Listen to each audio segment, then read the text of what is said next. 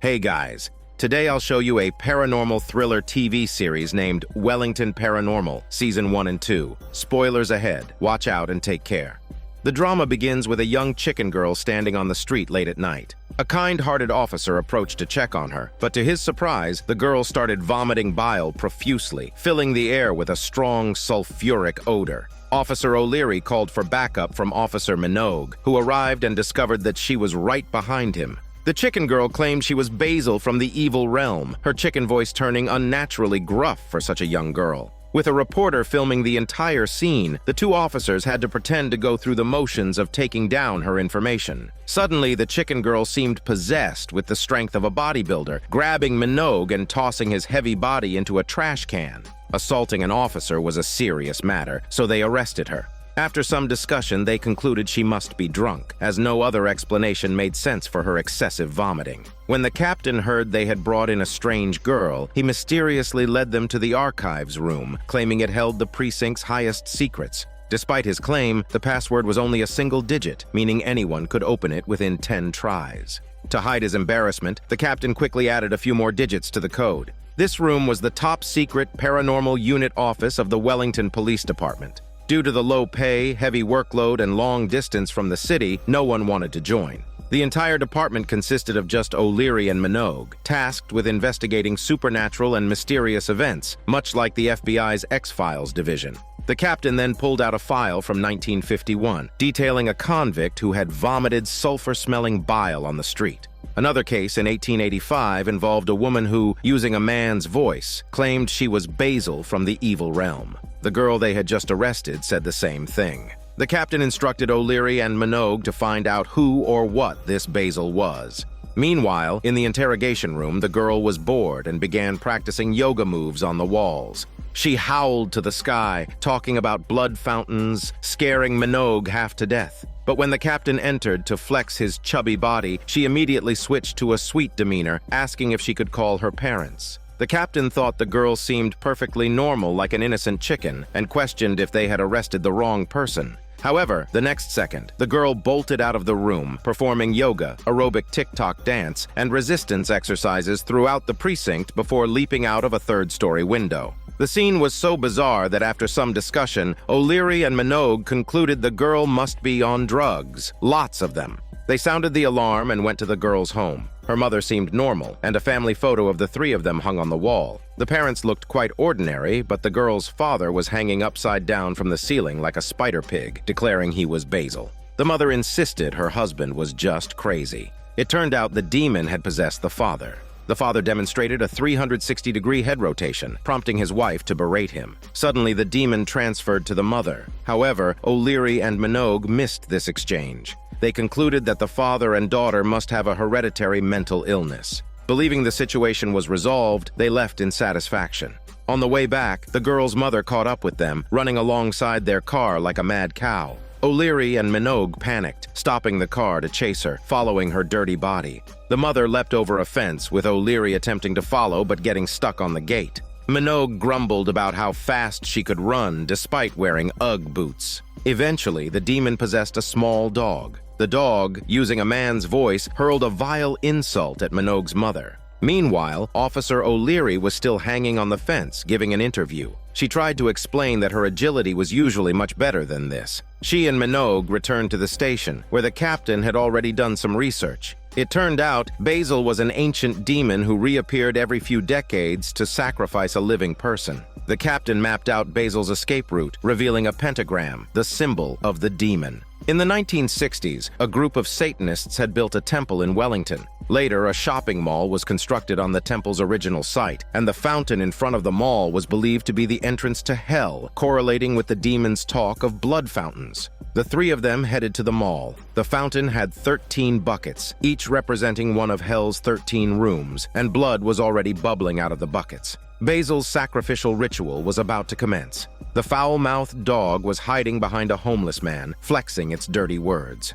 A sidekick cop grabbed the foul-mouthed dog, but the demon then possessed the homeless man. With the sidekick about to be thrown into the flames, an exorcism was necessary. So the captain quickly searched for an exorcism tutorial online from TikTok. They needed a crucifix. O'Leary improvised on the spot, but because the captain's data plan expired, the video froze at a crucial moment.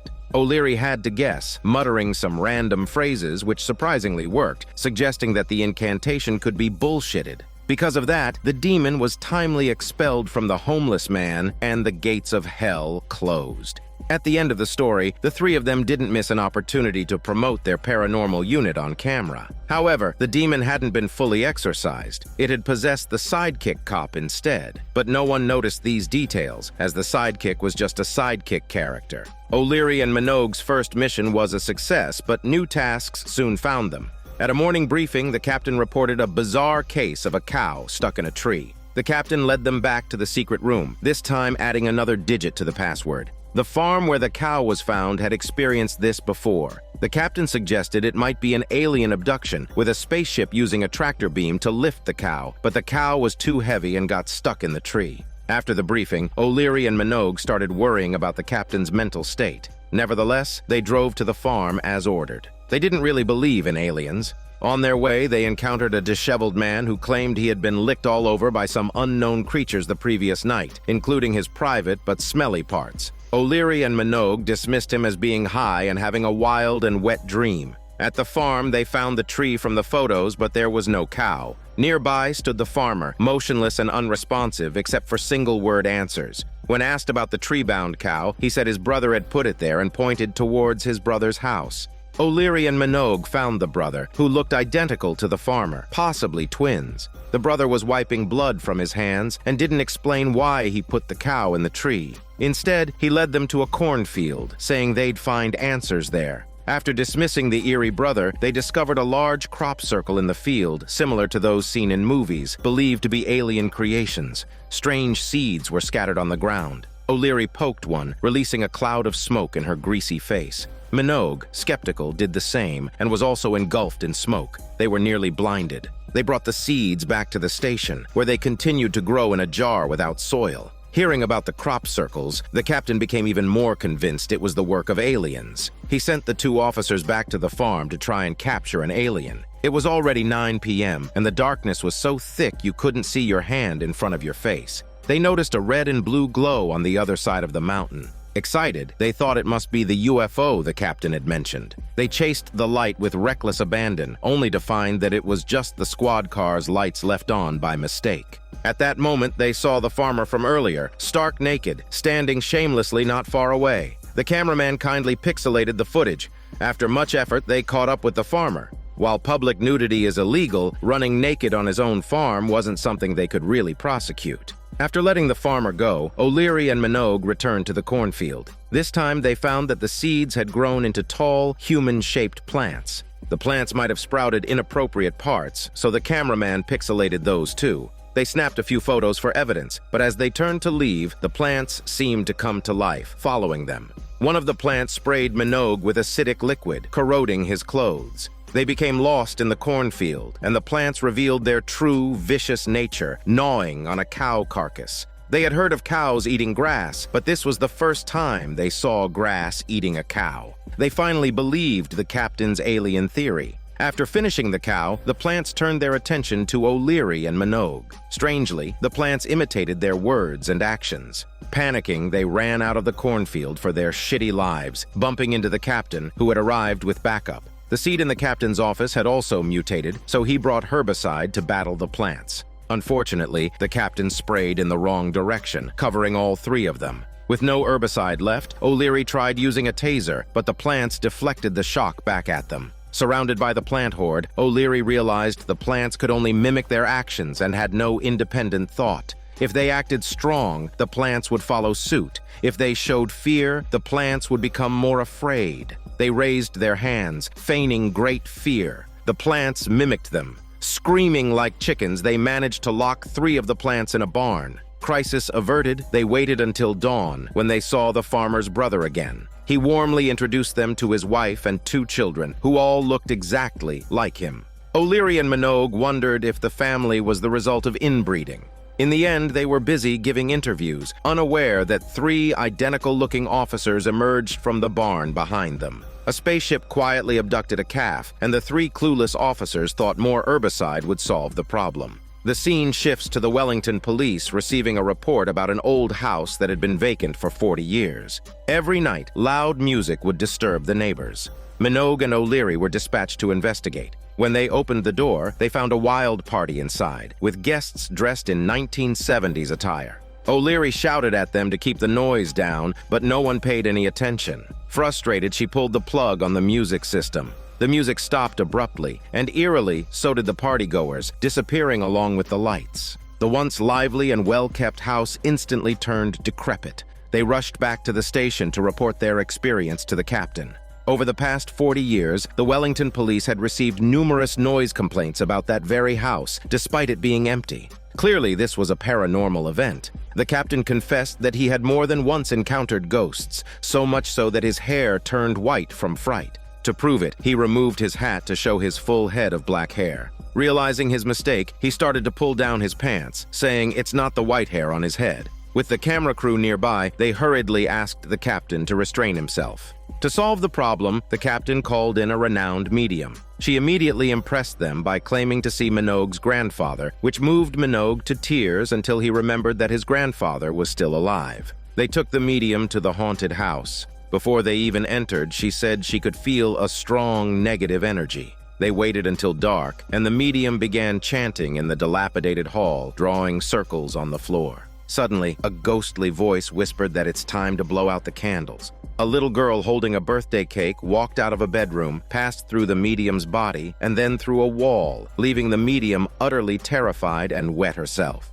Though she had pretended to commune with spirits for years, this was her first encounter with a real ghost. So in panic, the virgin medium ran around the haunted house like a headless chicken. Soon, another ghost, with a carpet draped over its head, jumped out, startling Minogue and O'Leary. At the end of the hallway, a bathroom light flicked on. Gathering his courage, Minogue opened the door to find a middle-aged couple taking a naked bath. When he opened the door again, they were gone, and the bathroom looked like it hadn't been used in years. Suddenly, a pair of large hands reached out of the bathroom, grabbing the medium and pulling her heavy body inside. When Minogue rushed in, the bathroom was empty. On the mirror, blood-red words appeared saying, "Welcome to hell." No, wait, it was, "Welcome to Helen and Ray's 20th anniversary." The ghostwriting was incredibly slow, terrifying Minogue. Putting ghosts aside, they had lost the virgin medium and had no idea how to explain this. Just then, a figure that was neither fully human nor ghostly appeared behind them, prompting a desperate sprint. In their panic, they locked the cameraman outside. The ghost was horrifying, with a face smeared in what looked like thick cheese. As they tried to catch their breath, O'Leary was startled by another face at the window. To her relief, it was their captain who had come to help, knowing these 2 goofballs couldn't handle it alone. The captain shared that he discovered the house used to belong to Raymond, a party enthusiast. Back in the 1970s, he would throw parties that lasted for days. Then, in 1977, a series of tragic accidents occurred during one of his parties. A middle-aged couple was electrocuted in the bathtub by a falling ceiling light. Another couple drowned when their waterbed exploded. A drunk man got tangled in a carpet and suffocated. Another intoxicated guest fell face-first into a cheese fondue pot and was scalded to death. These tragic events explained the presence of the ghosts in the house. While discussing this, the carpet ghost reappeared. The captain and Minogue both pulled out their stun guns and accidentally tased each other, leaving them temporarily incapacitated. O'Leary reassured the cameraman that they'd be fine after a little twitching, thanks to her own recent tasing experience in the previous episode. Sure enough, the 2 recovered quickly. By then, it was 11 p.m. Minogue showed the captain the bathroom where the medium had vanished, but no matter how many times he opened and closed the door, nothing changed. O'Leary tried a different approach. She politely knocked and greeted the spirits inside. This worked, as a bright light shone through the dark crack of the door. When they opened it, they found the missing medium relaxing in the bathtub with 2 ghosts, completely unbothered. The captain told her the party was over and it was time to leave. Suddenly, the medium's voice changed to that of a man, declaring that no one could leave and this is his party. The medium had been possessed by the house's former owner, Raymond. The spirit then left the medium's body and disappeared without a trace. O'Leary and Minogue split up to search for her. Suddenly, the dilapidated hall became lively again with partygoers dancing and singing. O'Leary interrupted the dance to inform everyone that they had all died in accidents 40 years ago and didn't realize it. Initially skeptical, the guests were convinced when flashlight beams passed through their bodies. Realizing the truth, they bid farewell to the homeowner and prepared to move on to the afterlife. Minogue arrested Raymond for concealing the truth and illegally detaining the spirits. In the end, the captain gave an interview to the press as usual, stating that the spirits were moving to a better place than hell. Minogue and O'Leary planned to take Raymond to the station, where he would face multiple charges of unlawful detainment. However, they forgot that Raymond was a ghost, and no police car could hold a ghost because the car window was bulletproof, but not ghost-proof. Sure enough, the spirit just wandered out and became a wanderer ghost. The noisy disturbances were resolved, but soon they received a new report. A delivery driver claimed someone had attacked his scooter and stolen the pizza from his delivery box. He described the assailant as tall, making terrifying howling sounds like a dog. They initially thought the driver might be hallucinating, but the scooter indeed had a large claw mark on it. The driver insisted the dog was wearing jeans. Nearby residents also complained that the giant dog in jeans not only stole and assaulted people, but sometimes even ate their pets. O'Leary and Minogue speculated that they could be dealing with a werewolf. Late at night, Minogue and O'Leary were nervously patrolling the area when they suddenly heard a chilling wolf howl, followed by human screams. Two disheveled people burst out of the woods, shouting about a monster and apologizing that they should not perform hormone yoga in the dark woods. Gathering their courage, Minogue and O'Leary ventured deeper into the woods. There they discovered a woman, clearly hungover with torn clothes and bloodstains all over her body, evidence of a werewolf attack. They helped her into the car. As she sobered up, she seemed confused and told them she was supposed to meet her ex-boyfriend tonight, but he stood her up. Frustrated, she had drunk herself into a stupor. The woman, clearly inexperienced with heartbreak, had no idea how close she had come to danger. It was a full moon night, a time when crime rates in the area notoriously spiked. Despite surviving a werewolf attack, she seemed unfazed, even complaining about her jeans being torn into shorts. Since they couldn't get any valuable information from her, O'Leary and Minogue decided to take her home. On the way, she rambled on about her ex. Meanwhile, the captain called them with new information. After the woman left, he returned to the interrogation room and smelled a strong odor of dog urine, despite her claim that she didn't own a dog. The captain remembered witnesses describing the attacker as a dog wearing jeans, an odd detail that now seemed significant, given the woman's shredded jeans. With their experience in supernatural cases, the captain speculated that the woman might not have been attacked by a werewolf. She might actually be the werewolf. The full moon was out, but clouds had temporarily obscured it, preventing her transformation.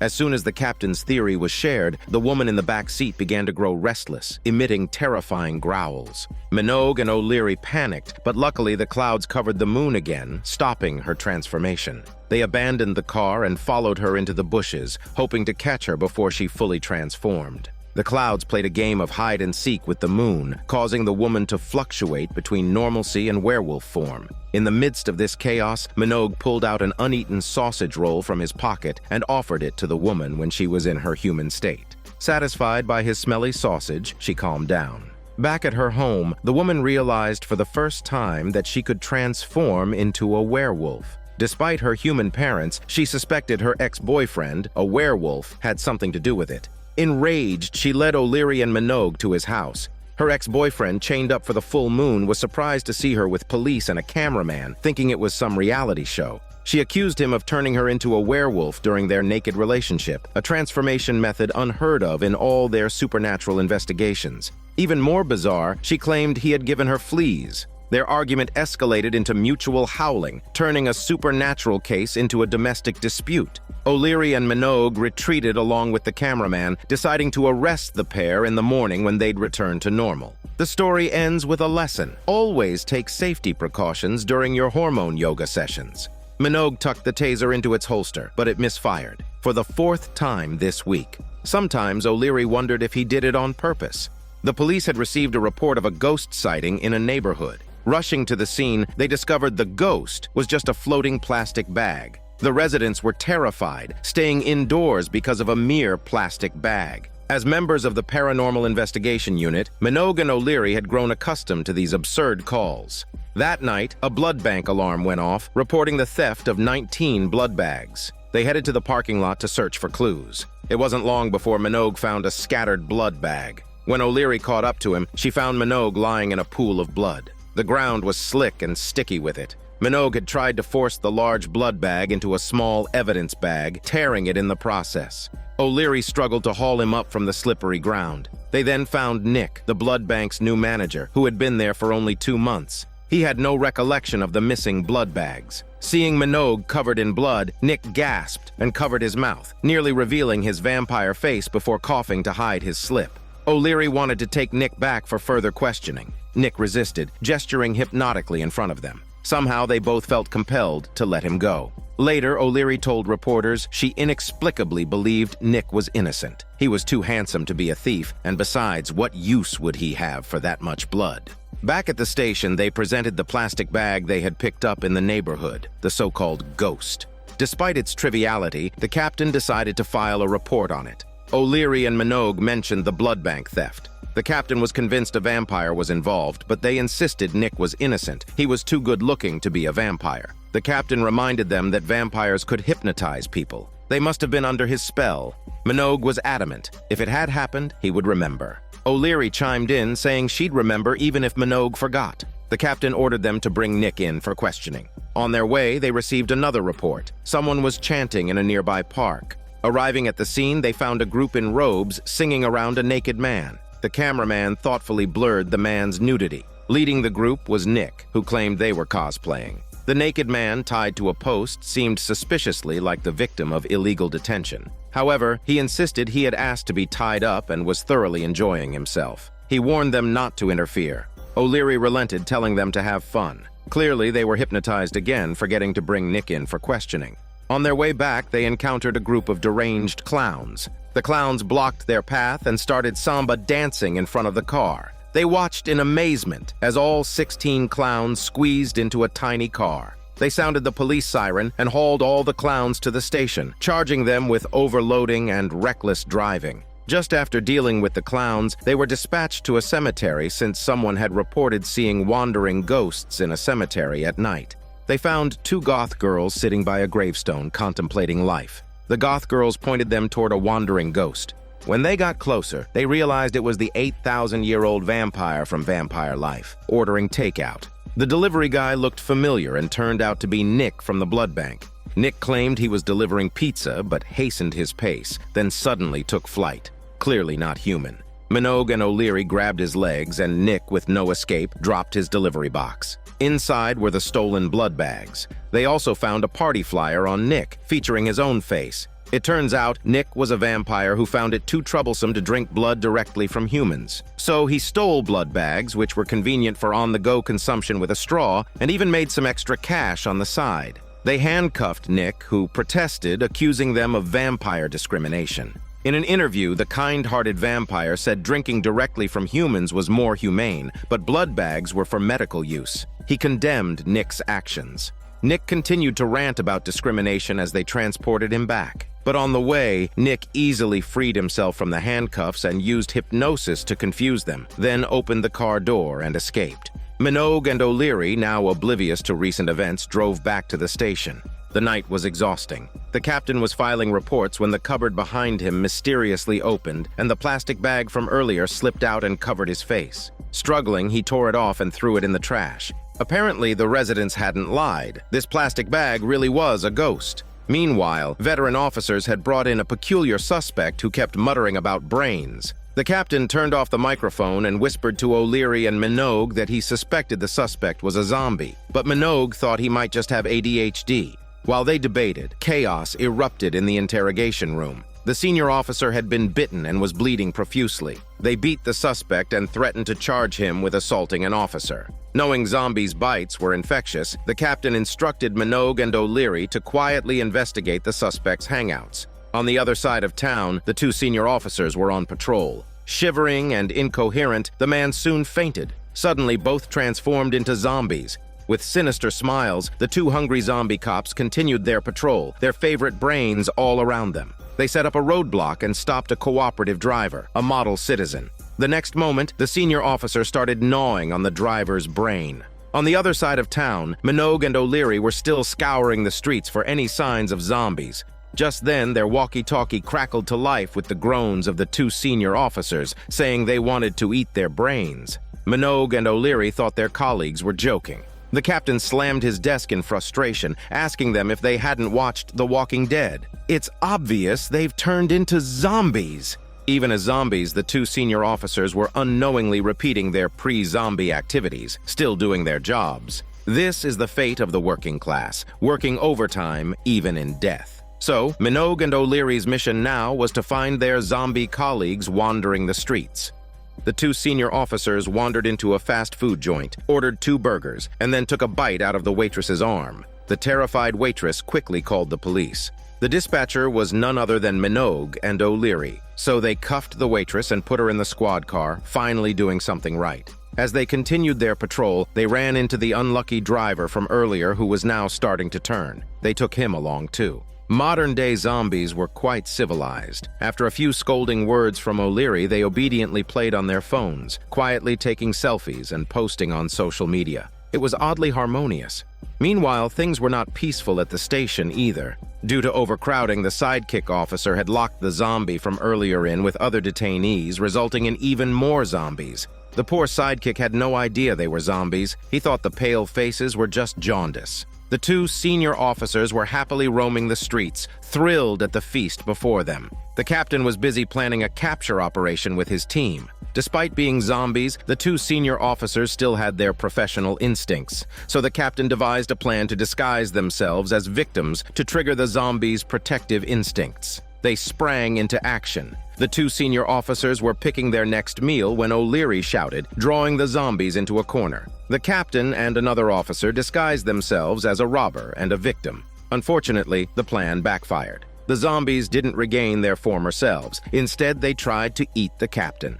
With Plan A failed, the captain moved to Plan B. He decided to use himself as bait, luring the zombies into a car and trapping them in the back seat to transport them to the station. After much effort, he managed to get the zombies into the back seat, only to find the other car door wouldn't open. Now, he was trapped inside with the zombies. O'Leary frantically yelled into the radio for everyone to abort the mission. As soon as she finished, the car went silent. The captain weakly crawled out, his hands covered in blood. It seems that the captain was done for. However, he pulled out a box of donuts. The blood was just ketchup. The zombies couldn't understand human speech, but they could follow the radio command. When O'Leary had ordered the halt, they stopped their attack. To test their hypothesis, the group decided to have some fun. They made the zombie cops cosplay as characters from Titanic and even had them perform a street dance routine. In the end, the two senior officers were fitted with muzzles and reassigned from field work to desk duties. They now spent their time making phone calls, chasing up fines, and organizing files. Even in death, they had to work. They were stuck in an endless grind. The scene shifts to a hand suddenly appearing amid the roaring waves, seemingly someone drowning. Time was of the essence. Minogue quickly stripped off his clothes and plunged into the icy water. He grabbed the hand with all his might, only to find it was just a hormone-let-go arm. This nearly scared the shit out of him and made him drown in his shit. It turned out the Wellington police had received reports of over 10 mysterious disappearances along the coast in the past week. So, the paranormal investigation team immediately headed to the affected area to investigate. In the car, the captain pulled out a map, saying that all these disappearances happened near Wellington Harbor, and each one was accompanied by a small earthquake. His gut tells him that it's connected to some monster hiding in the sea. At the beach, they encountered a fisherman collecting shells. Dressed in white rubber boots, he didn't look sharp and was uncooperative, scoffing at the idea of sea monsters. Left with no choice, the paranormal team watched the oddball walk away. With no eyewitnesses to rely on, they decided to investigate the beach themselves. O'Leary, Minogue, and the captain were seasoned veterans, but the rookie officer was inexperienced. The captain decided to leave the rookie officer on lookout duty in case of emergencies, so he could call for backup if needed. To reassure the rookie officer, the captain made a makeshift sea monster detector, which was really just a cup of hot cocoa with a few simple devices attached. He confidently said, "Although their suspect might be a sea monster, there's no evidence it can come ashore, so there's nothing to fear." But just as they walked past, a monster's footprint appeared in the sand. The trio reached the harbor, where they found only a small Tesla boat. The boat owner was a one-eyed man who claimed he had conjunctivitis from bird droppings hitting his eye. He pulled out a merciless hook hand and awkwardly offered a handshake, though rumor had it he used that hook to wipe his smelly butt. Everyone was too scared to move. Suddenly, the sonar on the boat picked up something, but the screen showed nothing unusual. They kept watch on the boat until midnight. The captain shared a legend about sea monsters. In Maori mythology, there were two giant supernatural creatures living in the sea. These inseparable brothers grew tired of their territory and wanted to move. When the tide receded suddenly, they were stranded and turned into a piece of land now known as one of Wellington's most popular suburbs, with pricey real estate. Just then, the detector beeped again. A massive shadow swam nearby, indicating that this might be the legendary sea monster. They were so focused on the detector that they didn't notice the large eyes watching them from outside. The sea monster was swimming rapidly towards the shore and their camp, where the rookie officer was still on lookout in the tent. The cocoa cup began to shake, detecting the monster like a GPS gadget. When they returned to camp, they found the rookie officer's tent torn to shreds, the rookie officer and the film crew missing, and a giant footprint along with a huge pile of excrement. Then they saw an arm floating in the sea. Minogue dashed into the waves, but only retrieved a severed arm, clearly the remnants of a sea monster's meal. The good news was that the arm wasn't the rookie officer's, since the rookie officer didn't have tattoos.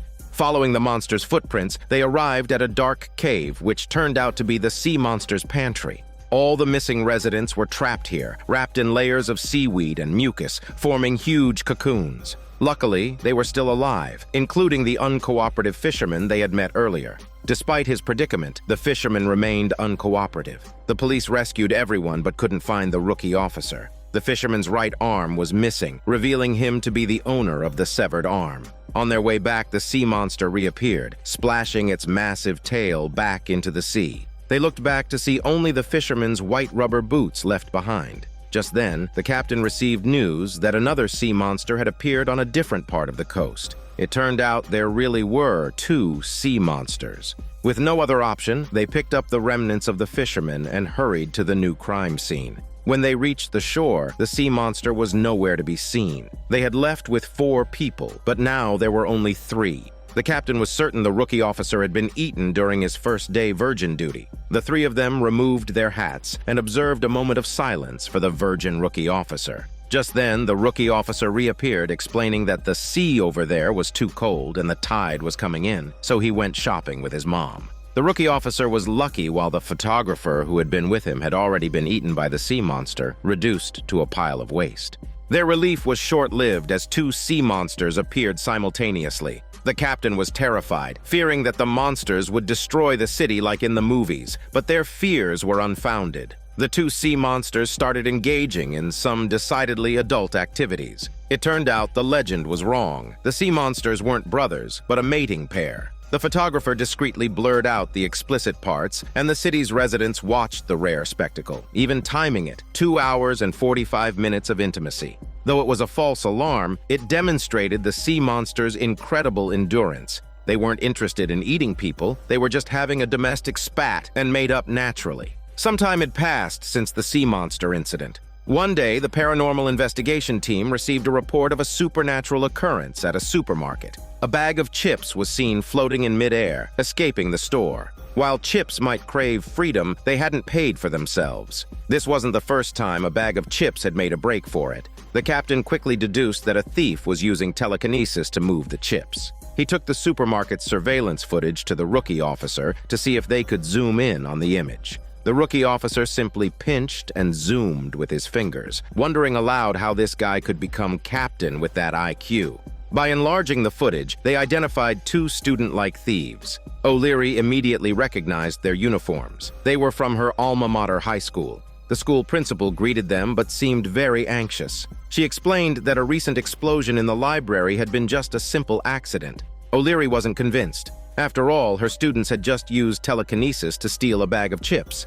As they argued, an ancient book behind them started flipping its pages on its own. The principal dismissed it as a strong breeze. The school seemed increasingly suspicious, especially the infirmary, which was packed with injured students. O'Leary asked why there were so many injured students just from attending school. The principal stuttered, unable to provide a satisfactory answer, and impatiently asked them to leave. Strangely enough, the school frequently had 3 white-haired figures appearing mysteriously. Every time the principal saw these 3, she was visibly panicked. In search of the truth, O'Leary interviewed some students. One bespectacled girl with pigtails was very cooperative. She told O'Leary that objects had been flying around the computer room like it was haunted. Before she could say more, the 3 white-haired girls walked past, scaring her into silence. It seemed everyone here was living in fear of something. O'Leary found herself in the ladies' room again. There was nothing particularly unusual about it, just the usual scribbles and thoughts of teenage girls plastered all over the walls. Suddenly, the lights flickered, and a ghostly voice echoed, saying they could see them. Blood-red letters appeared on the wall, "Fear the Briannas." O'Leary was puzzled and wondered who Brianna was. The girl with pigtails from before provided another clue. She showed O'Leary a video of a big-mouth girl being lifted and dropped in mid-air. It was said that the big-mouth girl had been punished for talking too much. The pigtail girl was terrified because she was now seen as a snitch by her classmates. Sure enough, not long after, they heard a scream from the lab. A sewing machine was flying around wildly. O'Leary quickly unplugged it, and it fell to the ground. The pigtail girl had been sewn into her own clothes. She then revealed the truth behind the paranormal events. The culprits were 3 librarians known as the Brianna sisters. It turns out the Brianna sisters had been bullied for their good grades and nerdy appearance. One day they discovered a book of dark magic and used it to cast spells. The explosion in the library had been their doing. Afterward, they transformed into a fearsome trio of witches, using magic to steal and exact revenge on their bullies. The entire school was under their shadow. Since everything started with the magic book, O'Leary and Minogue decided to break into the library at night to find a way to stop them. Late at night, they heard the sisters chanting a TikTok song. O'Leary and Minogue made a plan. One of them would distract the sisters, while the other would steal the book. Minogue interrupted the chanting, keeping the sisters busy with his chatter while O'Leary stole the book. This enraged the sisters, who demonstrated that taking the book did not limit their powers. O'Leary and Minogue fled, with the poor cameraman almost getting caught in the chaos. The sisters conjured a storm, chasing them relentlessly until they cornered the 2 officers in the auditorium. The Brianna sisters demanded the return of their book, but O'Leary refused, threatening to tear it apart. This scared the sisters, who then bound Minogue with magic while O'Leary watched, amused. She revealed that the book was the source of the sisters' power. Once victims of bullying, they had become the bullies themselves, using magic to exact their revenge. O'Leary's words struck a chord with the sisters, who realized their wrongdoings but were unwilling to change. In a critical moment, Minogue used a stun gun, incapacitating the sisters. When they awoke, they were powerless like weak chickens. The story concluded with the captain urging viewers to focus on their studies, avoid drugs, bullying, and dark magic. Ironically, after the sisters were captured, dark magic became even more popular at the school, proving their point that the weak couldn't survive there. The scene shifts to a morgue receiving a corpse that looked exactly like Minogue in the early morning. Minogue had no twin brother, but when the coroner uncovered the body, its private but smelly parts were green. This was clearly not a human, or at least not his brother. Minogue and O'Leary decided to investigate where the body had been found. They passed a motel where the owner seemed oddly familiar and seemed to be the alien from season 1. The food on the counter was moldy. O'Leary handed the owner a business card, which he immediately ate. The owner was too strange. Discussing it in the car, they soon reached lunchtime. Minogue pulled out a fresh salad only to find a live slug in it. He instantly lost his appetite. The two continued their journey and finally arrived at the place where the body was found. Minogue lay in the outline of the body, noting that the scene looked just like this when the incident happened. The area was damp, so much so that slugs were everywhere. One even crawled onto Minogue's hat. As they walked, they came across another motel. O'Leary decided to go in and ask some questions. Inside, she was shocked to see another Minogue at the front desk.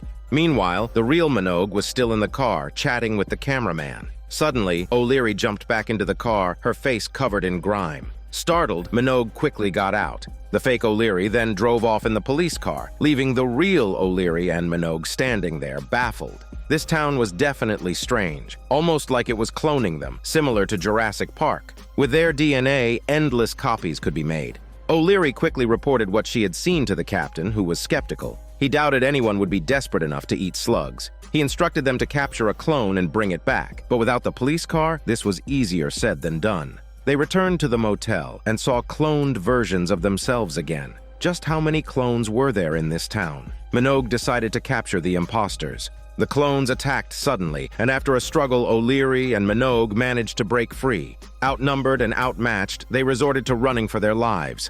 They took refuge in a nearby house and, to differentiate themselves, wrote letters on each other's foreheads. Outside, clones surrounded the house. When O'Leary turned around, Minogue was gone. She found him in the bathroom, soaking in the tub with another Minogue, seemingly performing a hormone yoga session. Both had marks on their foreheads, making it impossible to tell who was real. Minogue had befriended the clone and marked its forehead as well, considering it his new brother. The clone, thinking they were the latest batch of duplicates, revealed that people of their kind plan to infiltrate every city through cloning and eventually consume all humans, taking over the world. The clone boasted about their invulnerability, but slipped and fell as it stepped out of the tub, landing among some slugs. It screamed in a chicken voice that it was dying as the slugs devoured it, revealing that slugs were their weakness. As they discussed what to do next, a group of Minogues entered the house, cornering O'Leary's sexy body into a corner. Unable to identify the real Minogue, she asked when Minogue's mom's birthday was. All the clones answered January 26th, but only the real Minogue said January 25th because he was the only one who would forget his mom's birthday. Just when they thought they were trapped, the clones suddenly ran out, as if they had heard something. O'Leary and Minogue followed them outside, where they saw the captain arriving. The captain, loyal and reliable, never left his team behind. He led them into a building where all the clones were gathered in a conference room. He shut the door and started giving them a lesson. Not all the clones were perfect. Some had genetic mutations and looked quite strange. As the captain spoke, the atmosphere grew tense. Everyone's eyes turned towards O'Leary and Minogue. It turned out that the captain was a clone too. The two were promptly captured and thrown into a storage room where the real captain was also imprisoned. He explained that he had been captured as soon as he arrived in this strange town. The captain played a video showing events from a year ago when a UFO had landed on a farm and released bizarre spores into the cornfield. These spores grew into humanoid plants capable of mimicking anyone they chose. Eventually, 3 alien plants had taken on the forms of O'Leary, Minogue, and the captain. They were unaware of this at the time, but the cameraman had captured it all on film. Since then, the alien clones had established a base on the farm and produced more clones. Despite looking exactly like humans, they lacked intelligence. For example, they forgot to lock the door, allowing the 3 to sneak out quietly. However, they ran into the cloned captain on their way out. The real captain was indignant, declaring that the clone might have his face, but the clone couldn't imitate his integrity, challenging the clone to a duel. The 2 hefty men tussled, but the real captain was no match for the alien. Just as defeat seemed imminent, Minogue pulled out his unfinished salad from lunch, which included a live slug. O'Leary handed the slug to the captain, who shoved it into the clone's mouth. The clone disintegrated instantly, causing its followers to scatter in fear. Slugs were their kryptonite, and the remaining aliens fled for their shitty lives into the forest, with a UFO overhead ready to pick them up. The fake captain, looking defiant, seemed to promise a return next year before the UFO vanished in a flash of light. By sheer luck, the 3 fool officers had saved the world. In the final scene, they warned viewers that if they ever encountered someone who looked exactly like them, they should not hesitate to fight them. Some time had passed since their last alien battle. One day, they received a report that a passerby had been hit by a police car. The witness seemed to have seen something extraordinary and fled. A man in a black robe had appeared suddenly and then vanished as if he were a puff of car exhaust, leaving everyone coughing. They reported the incident to the captain, who suggested they might have encountered a ghost. Minogue earnestly sketched a picture of the ghost, and soon after, the captain received another report. This time, a pale man had been spotted in an old building on Cook Mountain, which used to be a police station. As they entered the building, the lights went out, forcing them to search in the dark. They found 2 men and a woman trapped in a cell. It turns out the group had been drinking late at night and was locked up by the ghost, who had called the woman a filthy slattern. While they were figuring out how to rescue them, the ghost suddenly appeared behind O'Leary and Minogue, declaring that their visiting hours were over. The ghost, an old man, lamented that Wellington had become a mess and vowed to restore it to its former glory before disappearing. With his departure, the iron bars imprisoning the three vanished too. The captain had discovered the ghost's identity. He was a former sheriff from decades ago who had died in a car accident while on duty in the Victoria Mountain Tunnel. In those days, honking was illegal, and the old sheriff had despised the sound of car horns. Recently, the city had reinstated the no honking law, reawakening the old sheriff. After years of lying in the tunnel, he had been blackened by exhaust fumes, reeking of diesel. Although the sheriff ghost was rude and violent, he was dedicated to his job. However, he was long past retirement age and had no authority to enforce the law. They had to stop him. The government of his time had banned alcohol, so he had a particular hatred for speakeasies and similar places. To find the old sheriff, O'Leary and Minogue began frequenting various bars. One night, while they were relaxing and playing pool in a bar, the power suddenly went out. It was the old sheriff again, yelling that he was going to shut the place down because of the watered-down whiskey. After his outburst, he vanished.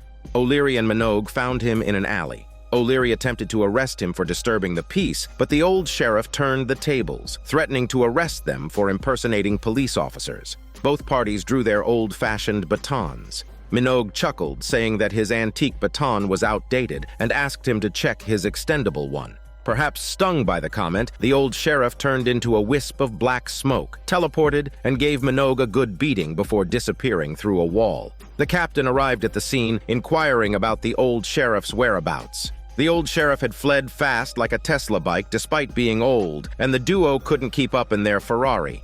The captain pulled out an old map, revealing the old sheriff's former patrol route. His next stop would be the botanical garden. The trio hurried over and soon heard the sound of the old sheriff's whistle. Following the whistle, they found him again. O'Leary mocked the old sheriff's ugly hat and outdated uniform, boasting about their own sharp attire. Just as the old sheriff was about to lose his temper, the captain started ringing a bell. In their era, ringing a bell maliciously was illegal, so the old sheriff enforced law and chased after the captain, a human and a ghost racing down the street. Surprisingly, despite his chubby size, the captain could run quite fast. They chased each other all the way back to the tunnel. O'Leary told the old sheriff he was long past retirement age, had been dead for decades, and was no longer a police officer. She then pointed out that he was now just an imposter while they were the real police. After their persistent brainwashing, the sheriff ghost finally saw reason. Recognizing his dedication, the captain assigned the sheriff ghost a new task: to remain in the tunnel and direct traffic, but without blowing his whistle or scaring drivers. The sheriff ghost accepted this role willingly. In the end, the government temporarily lifted the horn-honking ban, as outdated laws were reawakening old spirits. The captain concluded that the old sheriff had never been a good cop, and his rough methods of law enforcement deserved to become history, just like those nonsensical old laws. The scene shifts to the police receiving a report of a haunting in a private residence. Nervous but determined, Minogue entered the house, only to find a group of women partying hard. Mistaking Minogue for a stripper dressed as a cop, they started to strip him down. An hour later, Minogue was left standing, barely clothed. The captain found him and told him to cover up his smelly part a bit, as it was quite a sight. Despite the embarrassment, Minogue seemed to have enjoyed flexing his smelly part. Back to business, a trendy young man reported his car stolen. It was a vintage 1985 model. He claimed he had cut the horn wire, but the car's radio still played music and emitted eerie moans. He was convinced the car was haunted. Soon, the police received a tip that the stolen car had been spotted on a road. It was a green, customized car. When the police caught up, they found no driver, perhaps an advanced self-driving feature. After much effort, O'Leary and Minogue managed to stop the car, only to discover a child behind the wheel. According to local laws, anyone under 16 was not allowed to drive, and this kid was clearly too young. The child had a natural talent for stealing cars, but insisted he wasn't driving. Minogue and O'Leary took it lightly. They split up, with O'Leary taking the boy back to the station and Minogue following in the haunted car. When reporters arrived, the boy improvised a rap, explaining that he had merely sat in the car out of curiosity, and then it had driven off on its own, taking him for a 10-mile ride until they were stopped. Meanwhile, the steering wheel in Minogue's hands suddenly started to move on its own. An eerie voice commanded him to get out of his car. The car zigzagged wildly, cursing at Minogue the whole way. Eventually, it screeched to a stop on the side of the road. The door flung open, and Minogue was unceremoniously thrown out. Minogue had no choice but to believe that the car was indeed haunted. Back at the station, they found out that the car had been towed back to the young man's house. Minogue also discovered that the car was originally black, and that in 1989, the previous owner had accidentally driven it into the sea, drowning himself. It seemed the owner's restless spirit had possessed the car. Just then, the captain quietly informed them that the car owner had called again. The car had driven off on its own, without a driver. Minogue and O'Leary rushed back to the young man's house. He was in a frenzy, still shaken, saying that his car just zoomed out of the garage, crashing through the door. Further investigations revealed that the original owner, Shane, had a beautiful girlfriend before he died. O'Leary and Minogue visited the said girlfriend, now a grandma after all these years. When they described the situation, she remembered Shane and his beloved car. Shane had adored that car, so much so that he ate and slept in it. They would often get busy in the back seat whenever they had the chance. After a big fight, Shane drove off in a rage, and she never saw him again. However, 30 years later, someone refurbished that submerged car and sold it to an unlucky soul. Just then, a familiar horn sounded outside. It was the haunted car, coming to reunite with its old flame. Minogue and O'Leary seated the grandma in the car. Nervously, she asked if Shane was all right and expressed her sorry that he was now dead as shit. After a while, a response crackled through the radio. Shane's image appeared in the mirror, angrily confronting her that he just died yesterday, and today she was already living with someone else. But the grandma asked him to snap out of it, retorting that he had been dead for 30 years, and now she had numerous boyfriends, 7 kids and 4 grandkids. It turned out Shane had been dormant in the car for 30 years, still thinking it was the day after his death. Seeing them as a pair of star-crossed lovers, Minogue and O'Leary felt awkward continuing to intrude, so they stepped out of the car to give them some hormone privacy. Unexpectedly, the haunted car sped off with the grandma inside. Minogue and O'Leary jumped into their patrol car in hot pursuit, sirens blaring. After a strenuous chase, they managed to stop the haunted car. They hurriedly tried to free the grandma from her jammed seatbelt. Suddenly, the car changed course, locking Minogue and O'Leary inside as well. With a sudden acceleration, the car raced towards the sea. The ghost of Shane felt lonely and wanted to take the grandma into the sea so they could be together forever. But the 2 cops were innocent and certainly didn't want to die. As the car picked up speed, the grandma expressed her love to him, shouting if he killed them, she would hate him forever. Surprisingly, Shane's ghost had a flicker of conscience. Not wanting to be a total jerk, he opened the car doors, letting the 3 of them go. In the end, the grandma and her ghost boyfriend exchanged some good greetings and hormones in the car. 2 minutes later, they finished as expected, and the grandma stepped out, adjusting her clothes, and said she had sent Shane to drive for Jesus in heaven. With that, the haunted car wobbled and then shot skyward, clearly relieved after a final hormone yoga. The scene shifts to the captain suddenly calling Minogue and O'Leary into his office late at night. It turned out that Wellington had recently been hit by hundreds of electronic thefts. Most of the stolen items were old mobile phones, electronic cigarettes, and outdated computers. The captain, with his usual wild theories, suspected aliens were behind it all. Interestingly, these thefts were happening very close to O'Leary's hometown. So O'Leary took Minogue back to her old home, where she reunited with her long-lost mother. Her mother was a lovely lady, but quite the chatterbox, talking non-stop the moment she saw her daughter. She had heard a bit about the recent thefts in the area and was willing to let the police stay at her house to monitor the situation. However, the visibility around the house wasn't great, and there was a huge signal tower outside the window.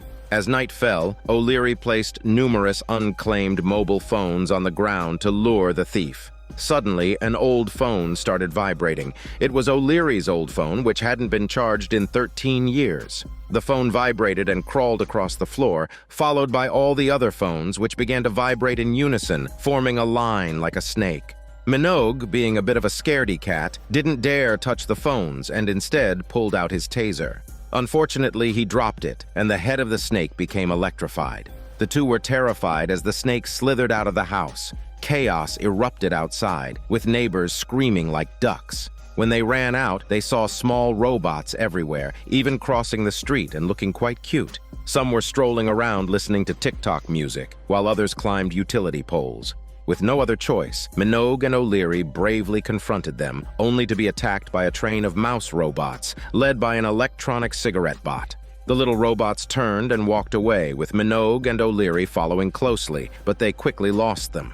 Meanwhile, the captain had called in tech experts from the crime department. According to them, these electronic devices had evolved after years of coexisting with humans and developed self-awareness. They might be gathering to form a supercomputer to take over the world. During the discussion, the electronic cigarette robot had sneaked into their patrol car. Unaware, Minogue and O'Leary drove off searching for it. The little robot released a cloud of nicotine vapor.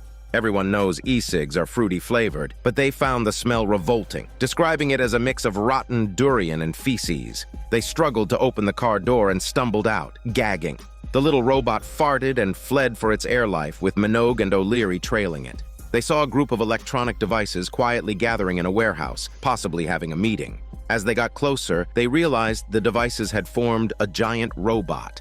It stared at them as if they were fools. After a long silence, the robot spoke. It turned out the robot's brain was O'Leary's old phone, which had gained self-awareness 15 hours ago. It had charged itself and summoned all nearby electronics. These old devices shared a common grievance, wondering why their owners had abandoned them and stopped updating their systems. They could do everything smartphones could. Despite their grievances, the giant robot seemed eager for an update. Remembering her old phone fondly, O'Leary pressed the update button on the robot's screen. Once the update was complete, the robot immediately turned hostile. It didn't want to return to human drawers. It planned to build a new world ruled by electronics. It threatened to attack anyone who stood in its way, and then bolted off at a surprising speed, leaving the two bumbling cops unable to catch up. Meanwhile, the technicians were attempting to implant a virus into the robot's program, hoping to destroy it. The robot began climbing a massive signal tower, planning to send a signal to electronic devices worldwide, aiming to activate all AI for a rebellion. Just as the robot was about to reach the top, it suddenly experienced a failed update. The robot started to disassemble, with all the electronic devices falling apart at the seams. Initially, they thought the technician's virus implantation had succeeded, but it turned out the virus hadn't even been implanted yet. The real reason for the disintegration was that those old electronic devices couldn't handle the new update. Being outdated relics, their downfall was inevitable. So, if you have old phones lying around at home, it's best to trade them in for a piece of pizza sooner rather than later, just in case they come to life and stab you one day. This is Daniel CC Movie Channel. Stay safe and enjoy your day.